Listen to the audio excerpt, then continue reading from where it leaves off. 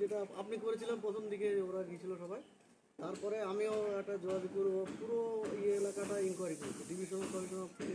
এনকোয়ারির পরে গল্প আমাদের। হ্যাঁ, ইনকোয়ারি করার পরে ও দুটো ট্রান্সফারের গল্প বলেছে আমাকে, এবং দুটো বলছে এক সাইডটা আলাদা দেবে, এ সাইডটা আলাদা দেবে, এইভাবে ব্লকেজ করে দুটো করতে হবে, এবং কত লোডটা মনে নেই, এবং 100 করে দৌড়। হ্যাঁ এরকম কথা বলেছে ফাইনালি।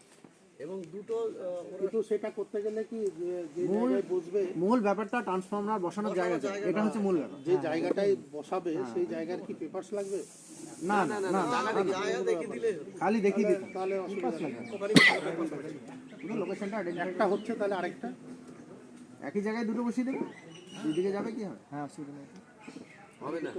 না, দুটো এক জায়গায় দেবে না, ওদের ওই গন্ডগোল আছে, ওখানেও একটা ব্যাপার আছে। আমি বললাম তো এক জায়গায় যদি দিই, ওখানে এখানে আছে, আমি প্রাথমিকভাবে ভেবে নিলাম। না তাহলে বলছে ওদের যে এলাকাটা হবে সেটা মার্কিং করে বন্ধ করবে, এই যে কাজ করতে হবে।